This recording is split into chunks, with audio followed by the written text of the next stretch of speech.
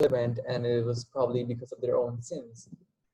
So one famous well and a handle later, he became the father of epidemiology. So how did that work?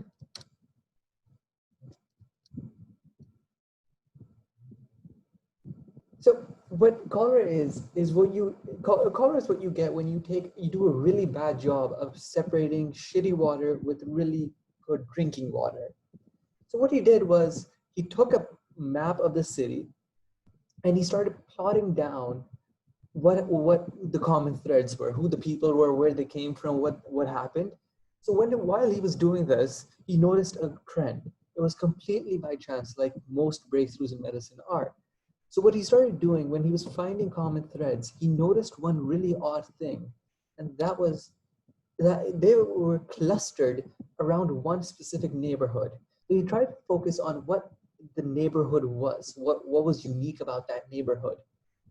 And what he found was, among the many things, he found that all of their water came from one particular well. So he alerted the authorities of London. No one believed him because people had been drinking water since humans have been around, and no one had. It was a revolutionary idea to think that the water itself could have been dirty. So now, what he did was that because the authorities didn't believe him, he quietly went to the well, he took off the handle, and he started checking for new cases. And lo and behold, what happened was the cases started falling off steeply because people weren't drinking from that water as it was contaminated. And because of this one breakthrough, he is known as the father of epidemiology. And this is a really good segue into the concept of public health. Now, public health itself is a very overlooked field of medicine. What it deals with and how to explain it the best is how to separate medicine and from epidemiology and how systems are designed, healthcare systems are designed. So medicine would be if you talk about the invention of the smallpox vaccine. Now that is a breakthrough, and everyone would agree that it is a breakthrough in itself.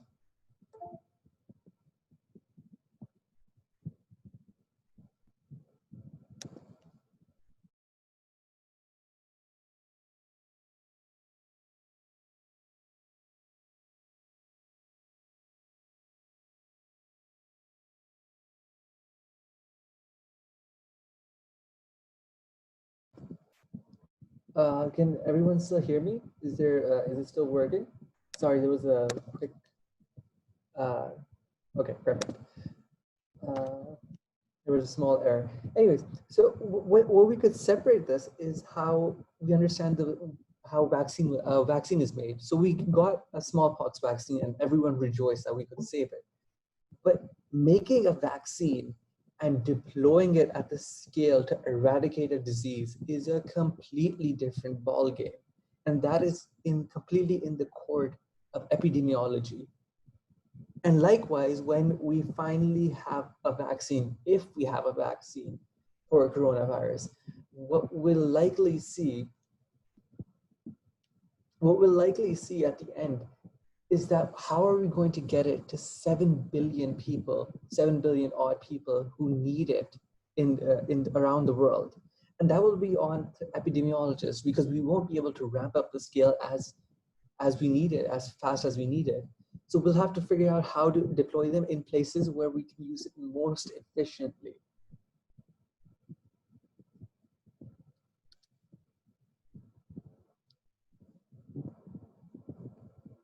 And this begins our next segue into the coronavirus. So we've probably seen this. It was pretty funny, and I wanted to share it with you guys that people with the normal fever are just out for the cold, and people with coronavirus are just traveling across every single continent.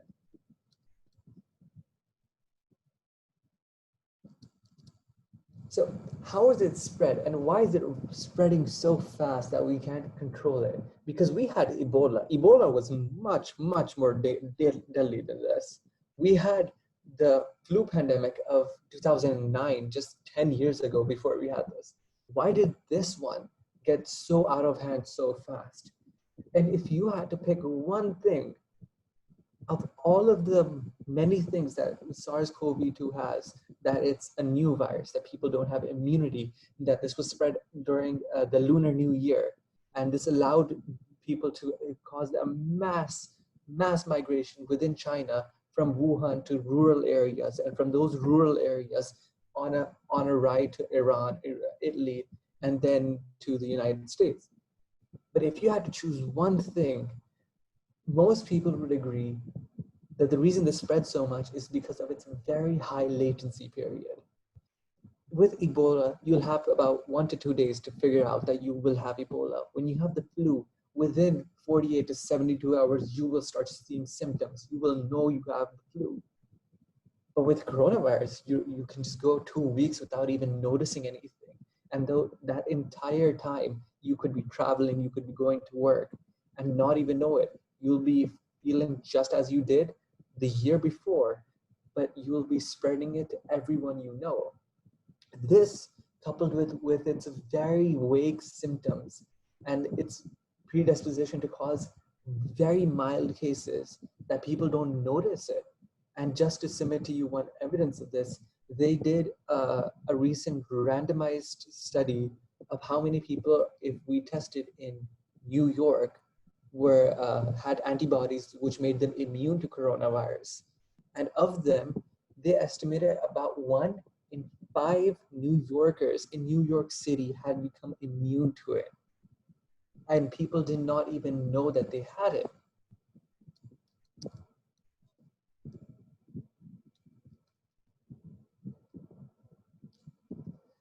So what happened in all of this? And I'm sure you've heard this line many times, that we need to flatten the curve.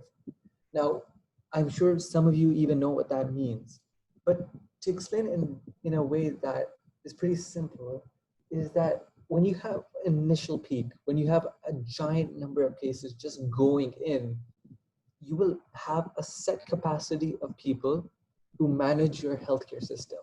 And in that healthcare system, we have beds, we have doctors who treat them, we have nurses who monitor them, we have the capacity of the hospital itself, and the equipment of the hospital as well. That includes PPE, that includes the ventilators that they need to survive, and that includes medicine. And medicine that we take for granted, like normal saline, people need that. So all of that, an aggregate of all of that, makes the line which is known as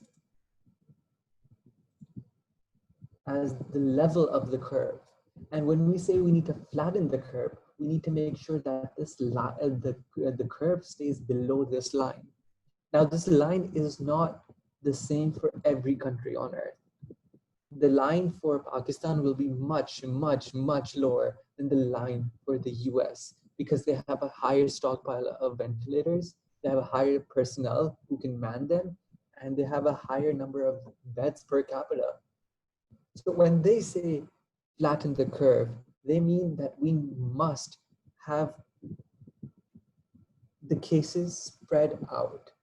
This does not mean that we will have less cases. In fact, they're accounting that we will have the same amount of cases, but what will they will have is the same number of cases, but spread out over such a long period of time that it never overwhelms the system.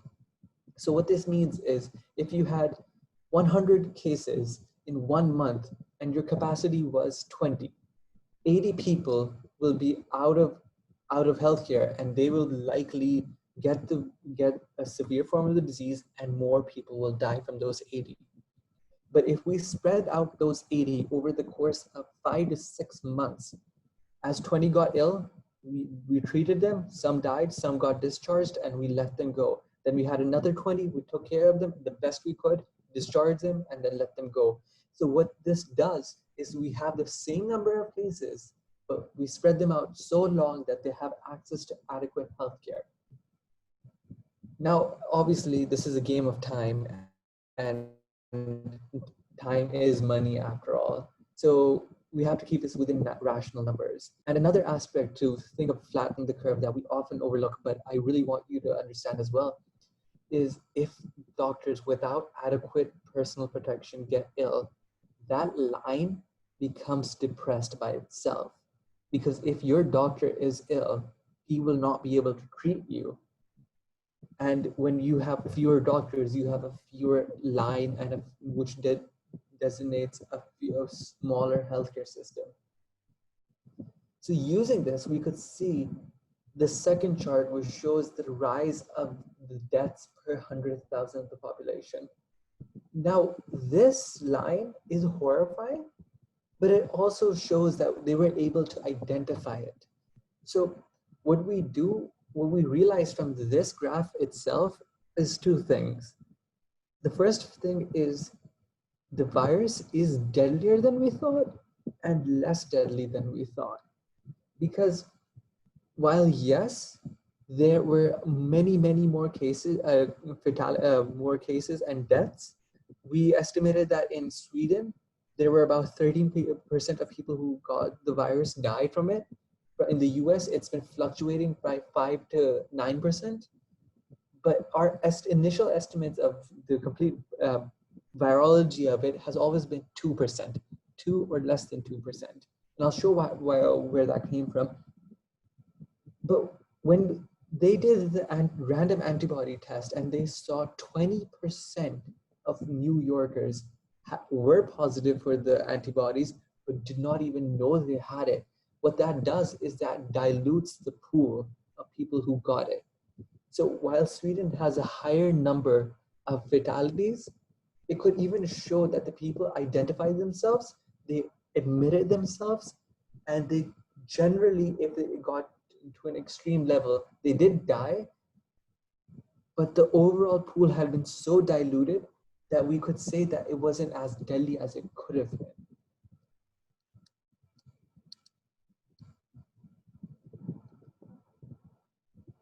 So who's at risk? And you've also heard this as well, that younger people are at much lower risk than older people. Alongside that, what we've noticed is that people who have cardiovascular diseases, circulatory disorders, seem to be at the highest possible risk for the extreme, the very high level of this disease. And we've noticed that followed by that, we have immunodeficiency as the second most leading cause of extreme disease. And that is followed by chronic lung diseases like COPD, which is confounded by smoking. Now you can see pretty easily that the oldest people are at the highest risk. And this starts to increase exponentially as you grow older. From 50, it goes from 1.3 all the way up to 31.1%. But at the lower end, we're noticing that it's barely scratching the surface. Now this is very unique. It's very good, but also very unique. Because if you had this chart and you were looking at a chart for, let's suppose, the 2009 influenza pandemic, this would be pretty much flipped. Now, why that happened is because of immunological memory of influenza, because we've had it so many times and it resurfaces every decade or so. So the older people had the prior infection of that particular strain enough that they had more immunity than the people who were young, because they had never seen that exposed to them. But because this is a completely new virus, it plays by its own game. And its game is basically the oldest will be at the highest risk and the youngest will not.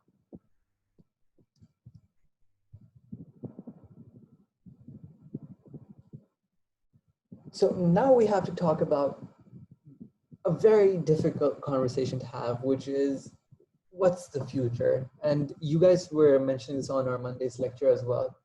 So it's hard to say about the future. It's extremely difficult to know what is going to happen. So one really vague idea that I didn't mention is that we could go the way of SARS-CoV-1, the first SARS, which is that it just disappears. It loses its replicating ability and just disappears. Do I think that's going to happen? And if I had to place my money on any one of these opportunities, that would be the lowest. I don't think that's going to happen. Another thing that could happen is it becomes like the other coronaviruses, where it just becomes seasonal and it becomes better at replicating itself and better at transmitting itself. Because it doesn't, a virus main goal is to replicate. It's not to kill. It's the same as burning down your own house. They're in it for the free ride. And killing the free ride doesn't make that much sense to the virus. So if it evolves into a more fitter state where it can transmit more rapidly and doesn't kill as much, it could supplant this strain. But just as same, it could mutate into a higher replication, and at the same time become more deadly. So on the scale of 1 to 100 and 100% being of what's the likelihood of that, I would give that about 5% that it mutates. The second one is the vaccine. So there are a lot of people working on the vaccine, and to explain how they're working on the vaccine is beyond the scope of this lecture. But they are working on vaccines, and each one of them is working on a different stage of the vaccine. Some are working on the receptor, some are working on the immune response itself, some are working on how to fix the entire system, and some are just working on preventing the cascade of the immune response. But the vaccine is not just a normal thing to make, it's a breakthrough every time it's made. The fastest we've ever made a vaccine for anything is, I believe, the hepatitis B vaccine we made back in the 70s. And that was a period of 5 to 6 years. And I'm including that because of its effectiveness. There's the Ebola vaccine. It took about 7 to 8, if I'm not wrong. But the effectiveness is pretty up in the air about it now. But the hepatitis B vaccine, we worked with a virus that had a very, very specific way of how it acted. Its mutation rate was extremely low, and it was a big virus that we could attack in multiple stages, and that took us 5 years. The estimate for a vaccine right now is somewhere around 2021, before summer 2021. And that will be a breakthrough of medicine if it happens. The second question, and when we make the vaccine, we'll go back to the first point of this lecture, is how are we going to deploy it to 7 billion people? So, and that is the assuming back, one step back, is if we even have a vaccine, because I want you to know that we have not cracked all vaccines. There has never been a single vaccine made for a coronavirus. And that is troubling, but at the same time, we've never had a coronavirus last this long and cause this much of a pandemic in recent biomedical history. So this could be the first. And a pro for the vaccine would be that this is, again, a very big molecule. It has the largest RNA genome of any RNA viruses. So we could attack it at multiple levels. And we're noticing that it's evolving at a very slow, much slower pace, would be a better way to describe it, than other respiratory viruses or RNA viruses. So again, with vaccine, it's too soon to say, really. If I had to place my money on this, I would say this is by the second quarter of 2021. I would say we would have a vaccine about 30 to 40%, and getting it will be a whole other ballgame. So we need to move towards our second thing, which is a cure, or a way to treat it, a treatment or a cure.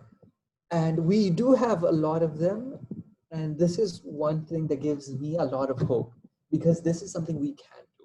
And this is where we have remdesivir, the blockbuster drug we're thinking can actually help reduce the burden and the viral load, which will reduce symptoms in moderate to moderately extreme cases. And this is where you get hydrochloroquine. This is where you get azithromycin and the new drug that has just been approved for patients in ICU, which prevents the immune cascade and the cytokine storm. So what do we have to deal with in the treatments or the cures of this? When we look at this, we have a plethora of drugs that we can try. Some are easier to deploy and some are more difficult to deploy. If we took hydrochloroquine, we had a huge buzz about it because uh, world leaders, stupid world leaders, can continually push down that this is going to fix it. This is going to fix it. And the reason they say that is because of just stupid optimism. Because there are a lot of pros to hydrochloroquine. It's an old drug. We know how to deploy it. We know its side effects. We know what it can and can't do. We know what to expect and we know how to treat what we expect. It's easier to deploy 7 million doses of a drug we've known for a decade than a completely new one that we have to design systems and machines to make that particular drug. Remdesivir has started production in Pakistan, and we will soon start to export it to other countries. Again, its evidence is limited and its deployment is also limited, but we have very good optimism that we can generally find a cure to not, if not cure the disease, but at least lower the burden so we can push down the fatality, we can push down the need for ventilators, and that will again raise the bar for flattening the curve. You can see how all of this is pretty interlinked. So while these cases continue to rise and the total confirmed death tally reaches 350,000, which is pretty much unheard of at this point for respiratory viruses in the past 100 years after the Spanish flu. The fourth option would be herd immunity. And this is a plan that Sweden is taking.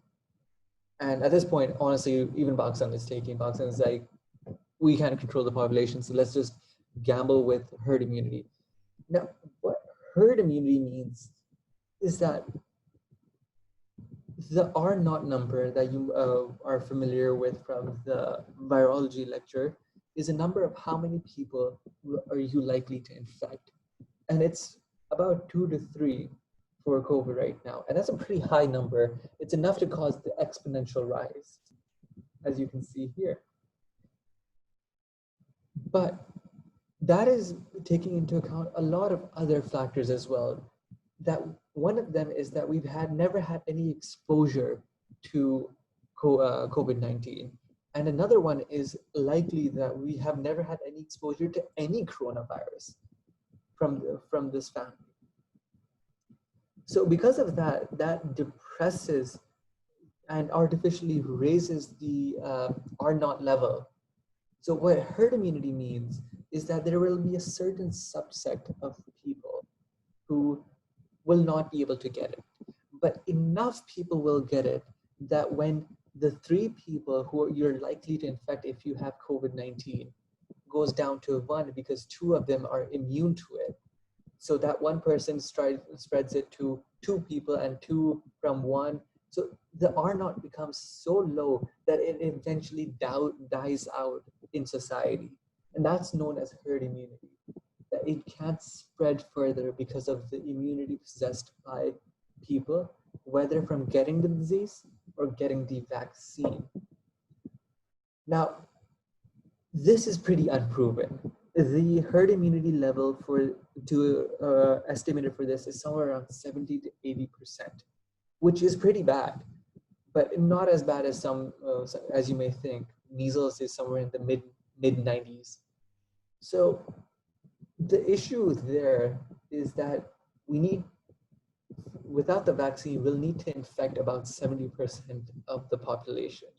And if you infect 70% of the population of the supposed Pakistan, which is around about 200 million, 70% is a large number. You'll end up at, I'm sorry, I'm not really good at maths. Let's take 150 million. So 150 million. And if we took the lowest fatality rate, which is about 1%, you will have 1.5 million dead, just flat out dead by the end of this year. So this isn't a really appealing option, to say the least. And that is basically what the future holds. Either we can hope that this goes away, which is, I don't think is going to happen. We could get a vaccine. It would be a breakthrough in medical knowledge. We could get a treatment or a cure to this, which is likely, but was again going to take a miracle to find, deploy, and get it out to all the people and hope this works. Or we could just pray for the best and close lockdowns, do whatever we can, and just pray that we reach herd immunity and lose as few people as possible.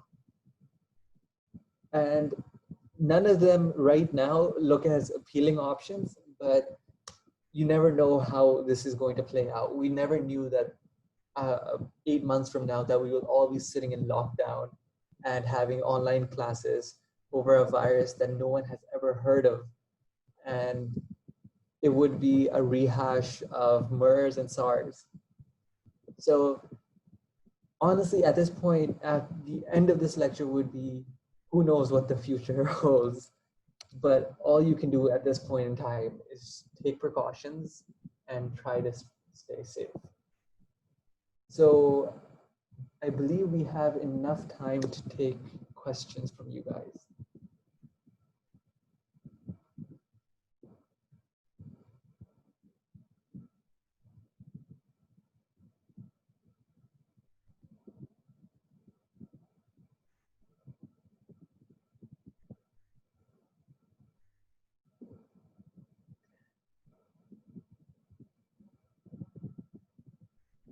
Okay, so again, one of the questions we had was of prevention. So there are a few steps you can take. And this goes back to flattening the curve. Now, flattening the curve,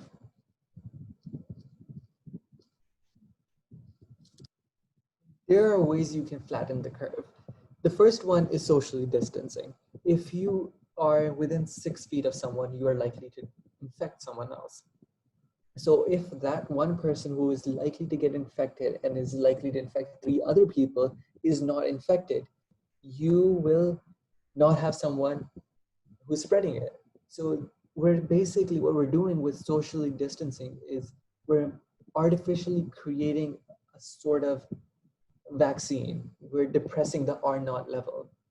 Another way you can go about this is wear a face mask. You should wear a face mask because wearing a face mask protects the world from you, but it's not the other way around. So if you're in contact with someone who has COVID and you don't have it and you have a face mask, your face mask is pretty much pointless at that point. The reason why we say we should wear a face mask is to expect that other person is going to do it for themselves as well. So if I wear a face mask and someone else wears a face mask, we have dramatically lowered the likelihood of infecting someone else. It is an inconvenient method, and a lot of people, you'll notice, are not wearing it because they say that it's difficult to breathing. But this is something we have to do for everyone to do it. If one person is wearing it and 50 aren't, there's no point in the one person wearing it. So another question is, the model employed by Australia and New Zealand has been successful. Why can't we employ it as well? Okay, so the thing is, we're not an island. We have, as much as we'd like to think that we are separate from our neighbors, but we're really not. There is no border between us and Iran and us and Afghanistan. It's going to turn into a social political answer, but the thing is, we have a lot of people migrating without the consent and knowledge of anyone. What Australia and New Zealand could have done is that they could have sat down at home and enforced the strictest lockdown humanly possible, brought out the army, made the army stand in front of everyone's door, and within 14 days, it will disappear. The virus will be gone because they have no inflow. If they cut off all ships and airplanes, they have no inflow to the place. But we can't do that. We have random people crossing the border on both sides. So before this turns into let's build a wall, this is a problem with all land bordering countries, and a wall won't solve it. We could make ourselves into an island, but again, that's not feasible as of right now.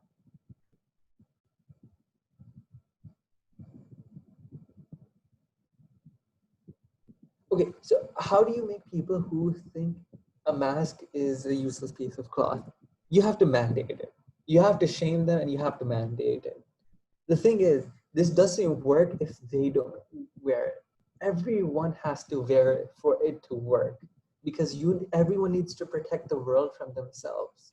And I'm not, this hasn't been confirmed, but initial reporting says that it could go as far down as 80% the infectability if both parties are wearing good face masks.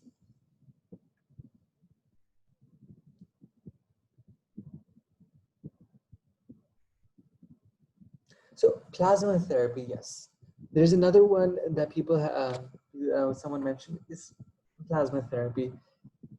Now, it is because we really don't have much um, treatment options available. A very old one, I'm not sure if you guys know this, but we've actually been doing this for the past around about 3 to 4 decades, if I'm not wrong. We noticed that people who were infected by various diseases, we could extract their plasma, and their plasma could depress the disease itself. This is known as passive immunization. Now, this has shown some success, but the main issue again is how can we reproduce this at the scale at which we need. And if you know someone who has been infected and is willing to donate, especially if they have rare antibody blood groups like O negative, you should absolutely encourage them to do so because this is the best option that we have as of right now.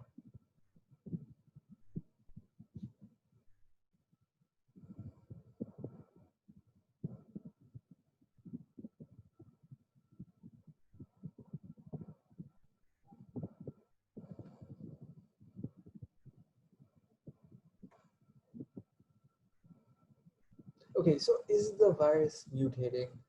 Um, okay, mutating means a lot of things. And when you think of mutating, uh, you think of it becoming different. Viruses become different every day in the sense that, but to understand viruses, they make small random errors and they keep making errors until one of them works out. So on a whole, if you take an aggregate, mutations are generally much bad for a virus than they are to be good for a virus. But what we can tell from right now that there are 2 strains, and strains is a very poorly defined word. There are 2 strains, and they're basically of how they make their receptor. They just change one amino acid. If I'm not wrong, it was glycine to alanine, if I'm not wrong. But that's a very vague thing, and we can we use it for tracing where it came from.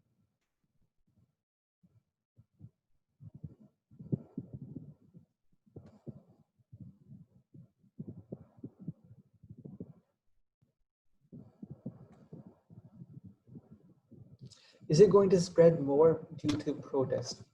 Yes, absolutely yes. But you will not notice it for the next 2 to 3 weeks because of its latency.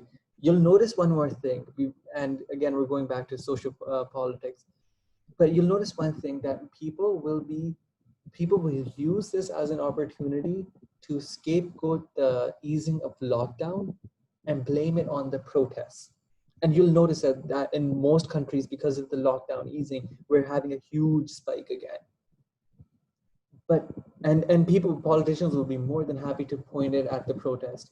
But the protests, you will see an increase. That is, there's absolutely no doubt, because people are throwing tear gases at the protesters, and tear gases makes you cough, and coughing is literally the exact opposite of what we want right now. So you will see an uptick. Hopefully it won't be that bad, but you will not be able to see it for at least 2 to 3 weeks from now, because that's when the cases will start presenting themselves. You need to remember of the 14-day incubation.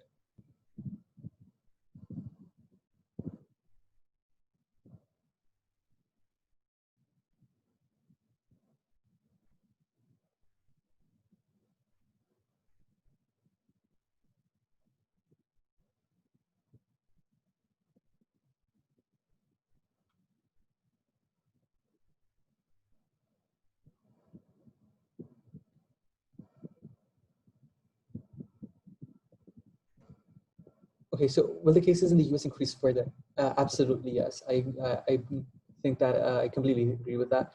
Um,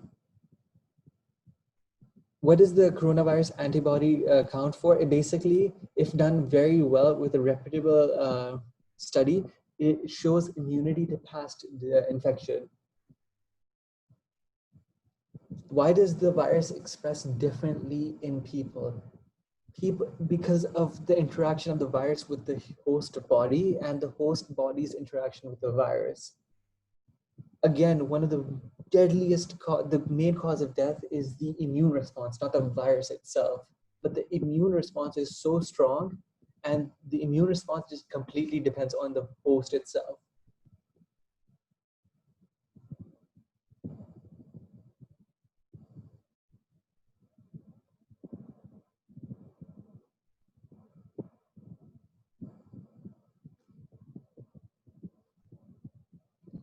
Okay, how do we protect ourselves if the people in our house are not taking precautions?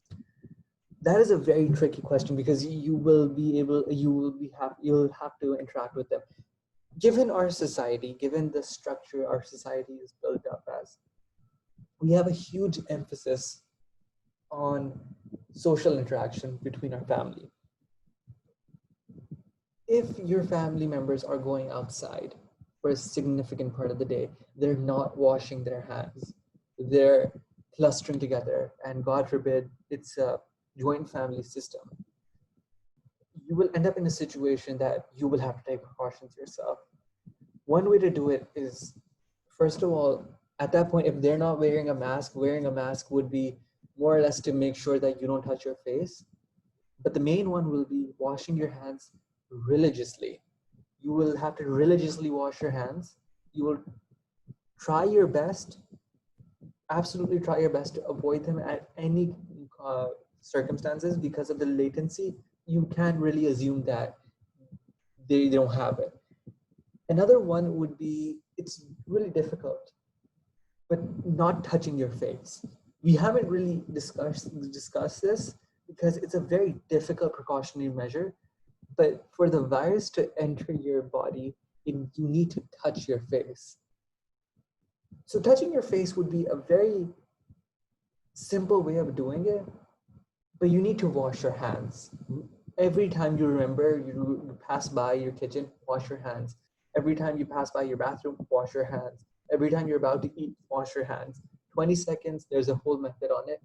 And in the time in between, keep sanitizer with you at all times. It will burn your hands, but if you want to do medicine, your hands need to get used to hand sanitizer. Leave the hand sanitizer on for 10 seconds, and the sanitizer must be more than 70% alcohol. And that will help in the time in between.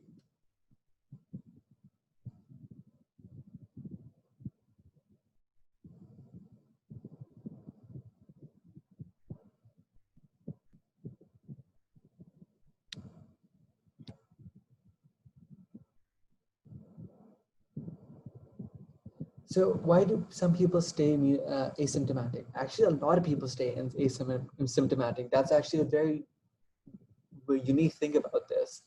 Because of the latency period, people just, and for not having any symptoms, because the main symptoms are really vague. It's a fever, a cough, and a headache in most cases. Again, it's the interaction of the virus and the body with the virus. So yes, one of the components of the immune response is the cytokine storm. So how is the immune response deadly? Yeah, again, Fatma will clarify that we'll do the pathogenesis in detail on Monday's tutorial. Just to wrap up, how is the immune response deadly? Because the immune system is designed to kill. There are legitimate cells in your body named natural killer cells. That's why it's deadly. It doesn't discriminate. If it wants to kill, it will kill you. It is that dangerous. Have there been cases of reinfection? This is a hit or miss question, but we do have a general answer, and that is no. There have been isolated stories, but generally no.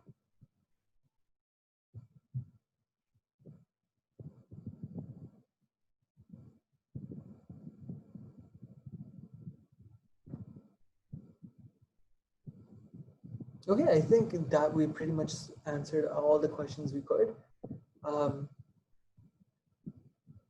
And as soon as I said that, we had a huge rush of more questions. Okay, so all of these questions are more about the pathogenesis, and to understand them, we will have to understand the pathogenesis of it. Okay, so I'll take some of the questions. I'm not going to go into detail about them, but the so someone asked about monoclonal antibodies and plasma therapy. That is one of the things we'll be discussing a bit more detailed. It's a bit more detailed. We're going to be discussing it next week. But yes, there are people who are attempting to make monoclonal antibodies, and someone asked about like why cardiovascular disease, people who have it are at higher risk. We'll be discussing this next week as well in the pathophysiology, but briefly, it results in a hypercoagulable state. Basically, the things in your body that help you form blood clots, they become upregulated. So it results in stroke and all kinds of problems like ZVT. Is it likely for newborns to get it from their mothers before birth? We don't really know. It hasn't been characterized yet. There were some studies that showed, like case series that showed that women who were pregnant had children who were lower birth weight, but that wasn't like by a large margin, and they didn't really have any other very noticeable deficits. Prices of drugs, how is it? Yeah, so like I think Abdullah should take the one about the farm. Like we will be discussing about lopinavir, but as to why, how it's possible, there's like systems in place. There's like all of this like pharma politics. Lopinavir is a novel drug, and so to make a drug, it's a very very costly endeavor. I mentioned remdesivir. So remdesivir was actually made for HIV. They tried out remdesivir for HIV. It didn't really pan out. They tried it again for Ebola. It really didn't pan out.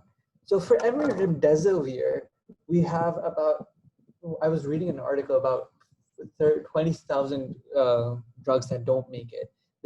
The way they do this is they actually have a supercomputer that runs simulations of possible drugs and likelihood of those drugs being made. So those drugs are then tested, they're designed. It is a very costly thing to make.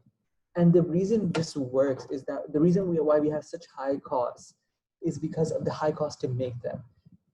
Pharma companies are for-profit industries, and that is a very controversial thing to say, that they're for profit. How can they make profit over drugs? No, but you need to also wrestle with the fact that if there is no profit to be made from drugs, people will not make those drugs. There was a drive to make long-term HIV drugs because of the high amount of HIV patients we have. So they saw money dollars and they said, let's try to make drugs for it. Most of them didn't pan out. They threw them away. They tried them again for Ebola, and eventually for coronavirus, one stuck. They took a lot of man hours, a lot of cost, and they're trying to make it back up. That's how lopinavir can cost $350. Just pointing out, lopinavir, ritonavir, it's given in a combination. It's not really something that's shown to have that much promise. There's just a few reports that it was useful, but it's not one of the prime drugs that we're looking into at the moment. Remdesivir, on the other hand, did show a lot more promise. Someone also asked about anti-malarial drugs and whether they're showing signs of effectiveness besides hydroxychloroquine and chloroquine. At the moment, there aren't. However, even hydroxychloroquine, though initially people were very much like in support of it, they're not anymore. This is because one of the articles that was published on it had some serious flaws. In fact, the Lancet had an article recently. It's a medical journal that basically kind of called out the fact that some of these case reports may not be reliable. And so we're not even really sure if hydroxychloroquine is that effective. The WHO stopped its trial. So we're still like looking into that. There's still further research and reevaluation being done on that. As for the other treatment options, there's so many other drugs that are being used. We're going to talk about all of them next week. But these include things like anti-protozoal medications, even drugs that are used to kill worms are being like tried.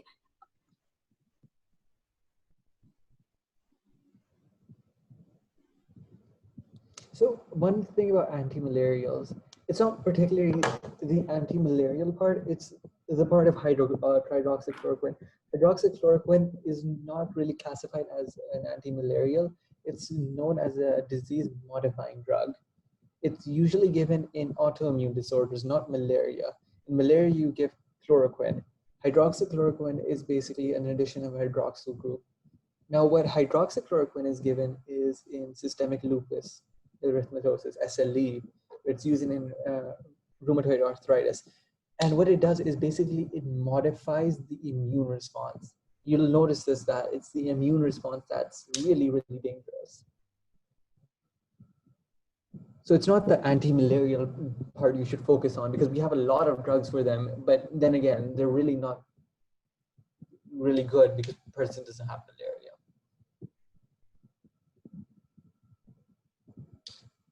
So there's another one about people are skeptical about using Ebola and HIV drugs, considering how they're asymptomatic. People will always be wary of this. People are stupid. That's something we have to deal with. In Karachi, you can see that even though we're home, we're looking at pictures from civil hospital and we're seeing how they're blaming doctors for diagnosis of COVID, even though there's a pandemic. And the first diagnosis in a pandemic is the virus of the pandemic. That is just basic knowledge. But people want to believe. That's the reason we have this. And if you want to take away anything from this lecture of the future, people want to believe that there is hope. And that is something we can't change. We need to accept that. People want to believe no matter how much we give them evidence of not working, hydroxychloroquine is the miracle drug. People want to believe that no matter how much evidence we give them, that the vaccine is on its way, it's getting ready, and there is no chance that it will not happen. We want to believe that next time this year, we will be doing exactly what we were doing last time this year. Last year. And people want to believe that. People want to believe that this is going to go away. And our strategy as Pakistanis has generally always been, if it's really bad, then just just don't talk about it and hope it goes away. But as I've given you all the data, and I hope you come to the conclusion that I don't think it's going to go away. It's not going to go away anytime soon unless we take drastic action. And this situation actually warrants drastic action because it's not a normal pandemic. Like I mentioned on Monday, this a pandemic on this scale has never happened on the face of this earth. And that should be terrifying, but it should all bring you a lot of solace that it's SARS-CoV-2 and not something like the bubonic plague. If bubonic plague had the same methods of transmission as it does right now, and the high latency period of SARS-CoV-2, 1/4 or 1/5 of the population of the world would be gone. That is a very horrifying thought.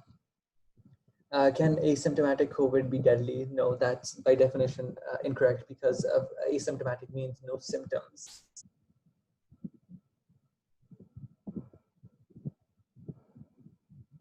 So I think we should wrap up. Fatma, what do you think? Yeah, I think some of the questions are mostly coming in on like therapy now. So we are going to talk about that in detail, guys. Don't worry. For the asymptomatic one, just one thing that I am going to be pointing out is that even though asymptomatic infections may not be deadly for you, they can be deadly for other people, especially people who are older or have comorbids. So it's very important. Just adding to one bit about like if you have someone in the family who's infected, you're living under the same roof, so how can you effectively isolate them and quarantine yourself? You can do that by making sure that like keep the circulation open. So if you have any like windows in your house, try to keep them open. Disinfect surfaces frequently. There's an entire tutorial on the CDC website on how you can make your own disinfectant spray. Beyond just that, try to like do your laundry. Try to keep your dishes, your cutlery separate from the person who's infected. That could also be useful for when you're like quarantined under the same roof with someone who does have the infection. Okay, so another one you could do is basically make, if you're living in a joint family system, you could just start a family fight and everyone will hate each other and they'll stay away from each other. That's a hack. That's unique to Desi families. So I'm really glad you guys enjoyed this lecture. I hope you guys enjoyed this lecture, and I'm glad you guys came in such amounts and you guys stuck around. I want to ask you guys, if you guys are so interested in all of this, I would really like it if you guys could really read up on natural killer cells. You could read up on how this works because it's a very interesting story. I'll share some links in our group of animations of how to understand this and visualize it. I really find it really interesting, immunology. It's a really fun thing to understand and how to grasp how each one keeps each other in check. And if one thing starts misbehaving and one starts saying that I'm going to become a tumor, natural killer cells, which are, and I'll show you a picture where they basically wear a cap that says "born to kill" because they have only one purpose in life, which is to kill. Another thing that someone asked is, can ECMO be as useful as ventilators? ECMO is slightly more invasive. In the long term, it has a lot of risks associated with it as well. And the requirement, like the facilities you need for ECMO, like the actual ECMO machine, it's really expensive. So it's not used. At the moment, the guidelines suggest that if artificial ventilation, which is basically, life support ventilators, if they're not sufficiently able to provide oxygen, that's when you would escalate to ECMO. But even that is like a bit controversial right now. So besides that, if anyone has, like, there was a person who had her hand raised for a while, but she just like lowered her hand. So I don't know if she has a question, she can ask it. Does anyone else have any more questions?